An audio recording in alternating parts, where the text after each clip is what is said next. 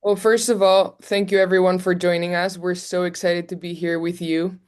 The goal of today is to tell you a little bit more about the autoimmune flare study, what were the findings, and answer your questions. So basically, this is for you. We're trying to make it easy to understand and and make research more fun and inclusive to everyone. Here with us, we have some participants from the study, so you know how ImYoo operates. But for those who are new, I just want to tell you a little bit about how we do research. We operate with a model where patients are not just participants in research, they're also patient scientists. So you're going to see it in social media. Everyone that has participated in research with us before, they know that they're called patient scientists. And what this means is that you're contributing to research, you collect samples, but you also get research back. You get data back. You are included throughout the whole process. We'll tell you what's happening to your sample. We'll tell you about results. We'll tell you about the science behind it. We want to make sure that you feel part of the whole process of what research happens because there's no research without patients. So here we are doing it together. Um, we can go to the next one. So today we'll first introduce the team. We have a great team here with us, so we're excited for it. And what motivated us to do the autoimmune flare study. We'll also tell you what happens to your samples once they get to the lab. So basically, the science behind any research that ImYoo does. We'll help you understand, hopefully, your immune reports. We know they're confusing, but we're here to answer questions. We'll share what we found out, what we learned from the study. We have Kayla with us here today. She was a participant, but she's many, many more things that I'm excited to introduce to you. And she's also going to tell us a bit about her experience. And then we'll proceed to the Q&A. As David said, you can use Slido in the chat throughout the presentation. And as we're talking, if questions come up, please use Slido. Add your questions there. You can vote. You can reply to other people's questions. You can like them. And as soon as we start the Q&A, we'll try to go one by one and answer as many as we can. We know time is limited, but if we don't get to them today, we'll try to answer them through email. And then finally, we have some really cool announcements about new research. We can move. So I'm Petra. I'm the director of patient experience.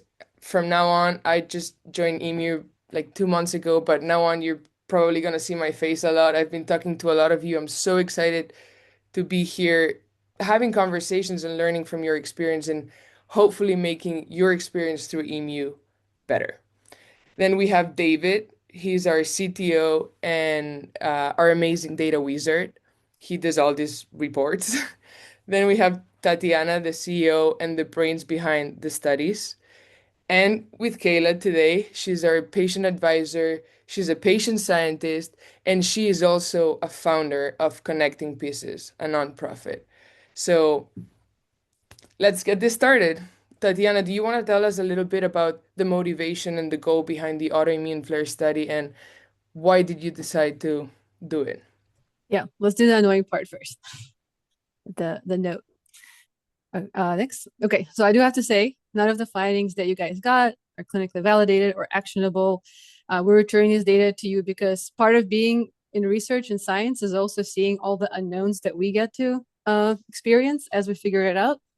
So you're part of that journey. And I also want to say there's some few folks on the call who are are interested in our future studies or are looking for ways to help us actually make this data actionable. When we do Q&A session, make sure we prioritize the participants in the autoimmune flare study, making sure we're answering your questions first. And yes, I know it's confusing, but we'll get through it together. And at any point, any of you want to just schedule a one-on-one call with us to go over your report, please do so. All right, let's get to the fun parts.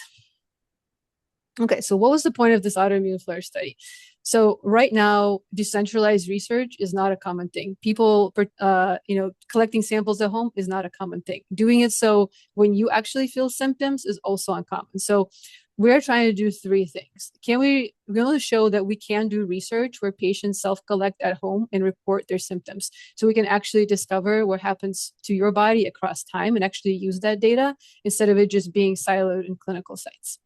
The second thing is, can we separate people based on their disease, using their disease state that's specific to them? Can we see like what are there different clades of people and how they'd experience symptoms, and is that actually reflected in their biology? And the third thing, are there any unique signatures in flares that could lead to better health interventions for you? Those are the three main things that we're trying to accomplish with this study. Next. So the study, just as a reminder, we worked with you guys across the US to understand the autoimmune flares. There's been 65 of you. Some of you have IBD, some of you have RA. It was really awesome working with all of you. As you know, the study design was that you collect 3 flare samples and 3 baseline samples, and everyone had a different journey. You also reported how you were feeling at that time, which was really critical to help us understand, is this signal actually coming from a flare or could it be something else? Next. Okay, so now what happened to your samples? Let's go through the science first. You guys all collected the blood, so you have had experience. So you see that big blood plushie, that's the few drops of blood that you've given us. And so once it gets into our lab, we actually separate them into their immune cells, the white blood cells. So we remove magnetically the red blood cells because they make up really large portion of your blood, and we actually look at the 1% that is driving your immune system. Then once we cryopreserve these, we put them into liquid nitrogen. They're stored safely. And then once we have enough of them, we process that all together. So we're able to separate your different immune cells, such as T cells, which are kind of the orchestrators of your immune system, your B cells that actually make the antibodies, monocytes that are kind of like the first guard to anything that comes to your body. And we're looking at what kind of RNA is being produced by these cells. And then, as you guys know, it took us a while to get this data back to you, but we've generated this report to give you guys some insights. So I'll hand it over to David to talk a little bit about that. Yeah, hi. Can you all hear me? Sound check. Okay. I won't go into too much detail on the specifics of the report because we have put together a few videos. I think a lot of you have seen them already. But I just wanted to do like a 2-minute recap of the 3 kinds of reports that are the 3 kind of plots that you'll see in the report. And then if you have any specific questions about these, we can talk about them in the Q&A. But yeah, just as a reminder, the plot that you see on the left, this is the thing called a UMAP. And this is basically all of our cells. I say our because I participated too. So this is all of our cells pooled together into a single, it's like, how do you fit millions of our cells on a single piece of paper? So this is an attempt to do that. The gray here, every single spot on here is a different cell in the database, and how close they are to each other is how similar they are. Like, are they, active from an inflammatory perspective? Are they inactive? Are they a certain type of cell? And then the colored ones are, for each person's report, is just where are your cells. So it's kind of just showing you, you're part of this larger pool of everyone's cells together. The plot on the right is the cell type abundances. And what that means is in the picture that Tatiana was showing, where these different cell types that we pull out from the drop of blood is just how many of the different types there are in your blood. And this is similar to like what you might get at a doctor when they do a complete blood count, and you see like the neutrophils, the I forget what else they put in there. But we look at a certain subset of those types, and that's what's reported here. And then the big, confusing, lots of dots, volcano plots are the gene expression. So what these plots mean is it's telling you what are the genes that are turned on or turned down in your samples. And there's 2 different types depending on how you participated in the study. If you got flare samples and baseline samples, you'll see what's on the left. What this tells you is, how does your flare look different from your baseline? If you didn't get flare samples in the study or didn't get enough for some reason, or didn't get baselines because you were flaring the whole time, we had some of you went through that. That's rough.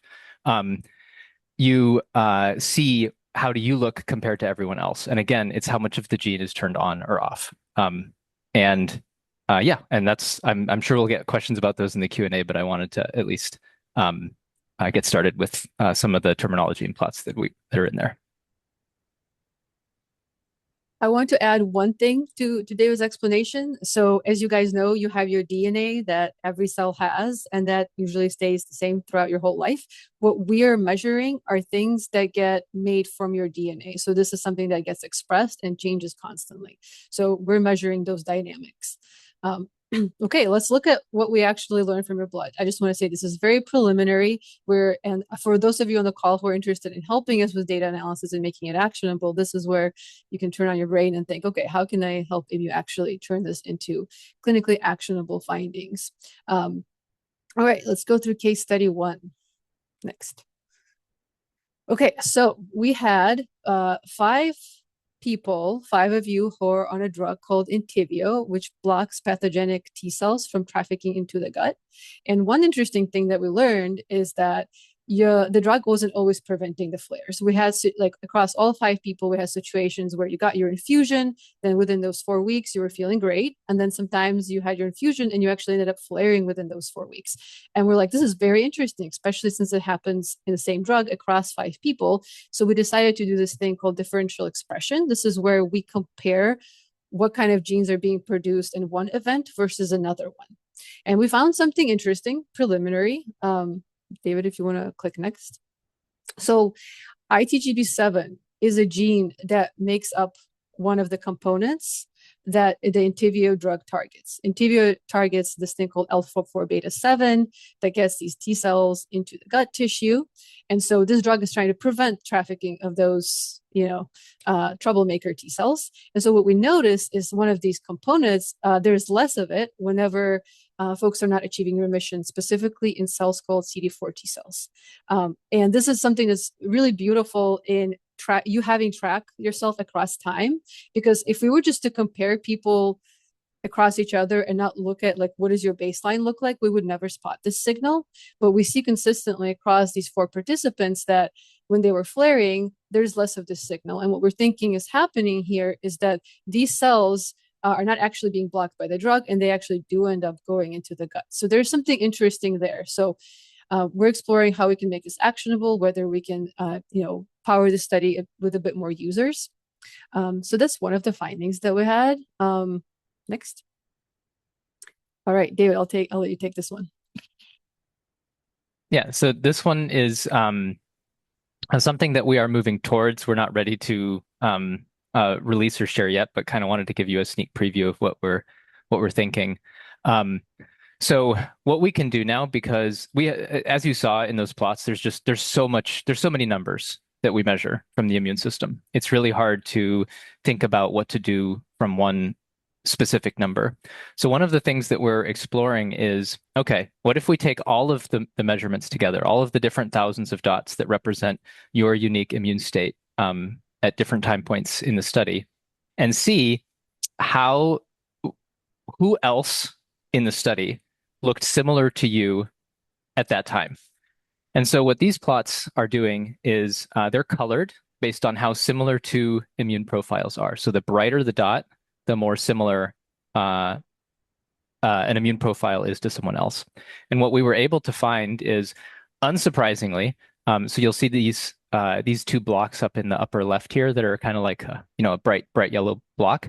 These are blocks of people that had IBD, and they are separate from all of the people that had RA. So this is likely a IBD unique molecular signature. And then we have these 2 blocks down here. This is mostly people with RA that have a likely unique molecular signature based on their RA. And then we have interesting things happen, like one person with IBD whose immune system that looked a lot like a person who had RA. What does that mean, right? It could mean, because I'm sure you guys know, there's a lot of drugs in the autoimmune space that are used across these different conditions. So, our hope is that maybe information like this can help clinicians identify people that might benefit from drugs across diseases. Or, the long-term dream is, if something works for one person in a certain immune state, maybe it's more likely to work for another person that's similar. One quirky thing I want to point out about this plot, and as you guys know, that autoimmune conditions unfortunately disproportionately affect women. So you see the bigger block there, females, and then the smaller one is males, because that that gene expression is definitely very, very different. So you kind of see that in our study as well. All right, you can click to the next one. All right, so these are hot off the press. So I was looking at different genes and specifically looking back to, okay, what's actually known in the literature. And as you know, you guys all manifest IBD and RA differently from each other, but we did see some things more like for sanity check. So there is this gene called IFNG-AS1, and it's been shown before when there's more of it that there's usually more inflammation in the gut.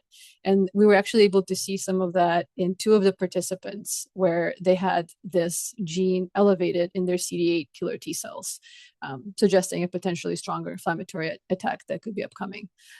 So that was one interesting thing we saw across 2 of these people. If you want to read more about this research, specifically in the gut, you can go to the link there.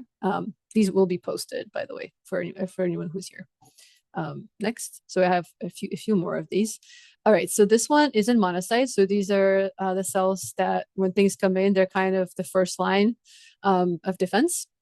And we saw something interesting. IL-1 is a pro-inflammatory gene, and this was specifically elevated in monocytes. So they're basically acting as kind of like your fire alarm, saying to other immune cell, hey, we gotta have inflammation, there's fight threats, you're feeling sick, let's do things. And what was interesting is that different people manifested as differently, and this is likely because we're capturing people at different stages of their flare. So if you see things on the right, you have different participants, and this is where IL-1B was high in flare states and IL-B was lower in flare states. So you can see you all manifest flares differently. You capture the like, for example, this person on the bottom right, for example, they had 3 of their samples captured throughout just one flare. Some of you captured between flares. So for the one that are low, it could be that those cells are actually trafficking out of the circulation in the blood and going into the tissue. For the ones that are higher in flares, they could suggest that we're potentially detecting early on. They might be leaving soon, but they're kind of upregulating the signal, and they're going to start kind of mobilizing the inflammatory army. So this is something that we saw consistently across several patients. Next. Okay, this was another interesting case. We have a potential migration of these troublemaker cells into the tissue.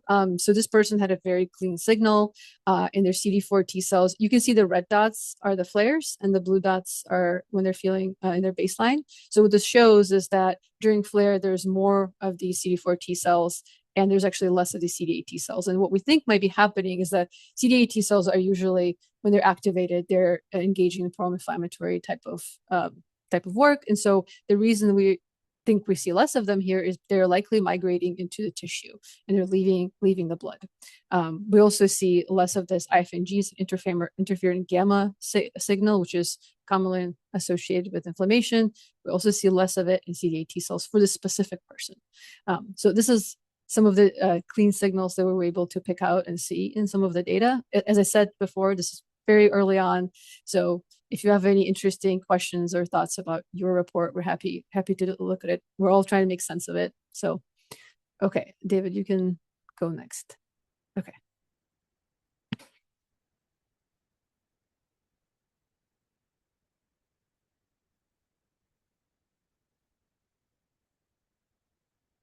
I think you need to activate Petra. Yeah, there we go. Okay. Hey, I'm back.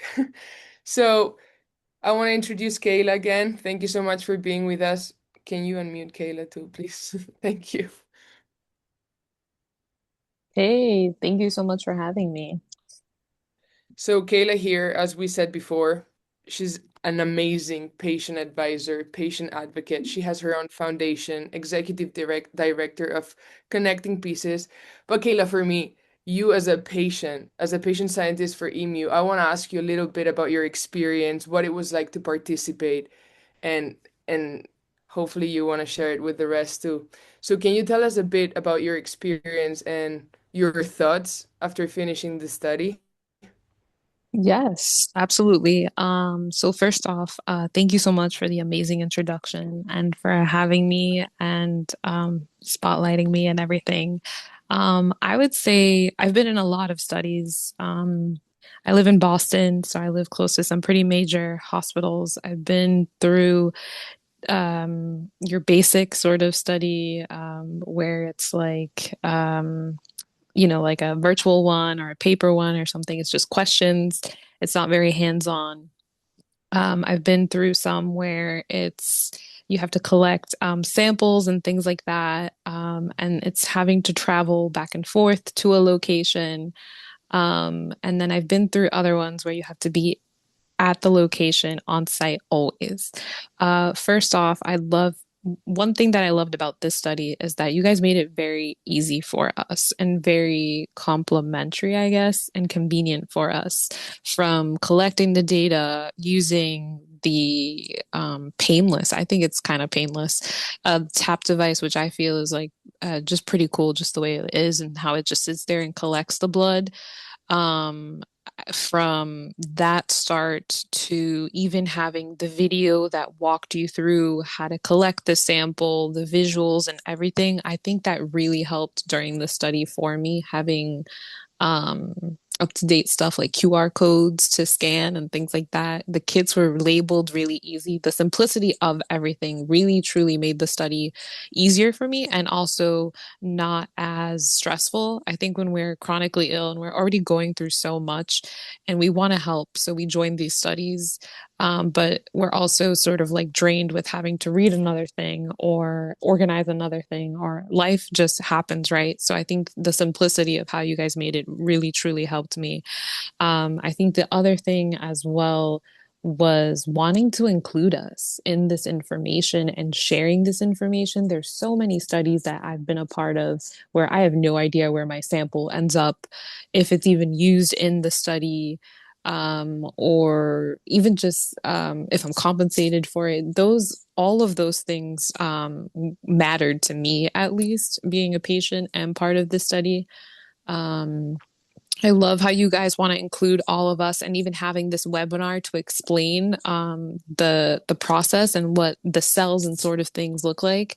I'm a visual learner too, so when I looked at my report and I saw 27 pages, I was kind of like, "Whoa, this is a lot." But I love that you guys kind of break it down and also show not only the difference of like what my cells are doing, but what other people's cells are doing. So I hope that answers your question. I mean, that answered all of the ones I had, so that's really good. Thank you so much for that explanation. I was like, okay, I have another one ready, and you're like, there you go. So thank you, Kayla. I don't know what to say. That was amazing. I'm glad that what we're trying to do truly like gets to you guys. So I know we have some other patient scientists in the chat. If you guys want to put your experience or if you want to highlight any of like if you agree with what Kayla said or if you have a different experience. Um, I'm sure, Kayla, you're gonna have a lot of questions for us about the report. I do understand that feeling of opening it and being like, what is this 27 pages? But I agree with you. I think it's really cool that you participate in research and get some of the answers back. Okay, so new research opportunity. Kayla, thank you for being our model. We are going to be looking at steroid tapering. I know steroid tapering is something that it happens across many different diseases, IBD and RA included. We decided to look at lupus for this one because it's a very heterogeneous disease, and you can't access tissue as easily as with some of the other ones. So we'll be looking at folks who are tapering from steroids. So if you know somebody who has lupus or you yourself have lupus, and are going to be tapering, we would love to give you some kits. And as you're tapering, hopefully all goes well and you just take 6 samples, everything's okay. But if not, you're going to have a kit on hand. And whenever you have a flare as you're tapering, the idea is to help you guide your tapering in the future. So this is our next study. We really want to, we want to go beyond data. We want to make some at-home tests for you guys to actually monitor your symptoms and be able to bring them to the doctor and actually do something useful for you. So this is, if you know anybody, please let them know. You can click next. Yeah, so it's anyone who's tapering, and of course you could be compensated, get your report, and of course contribute to other folks. future patients.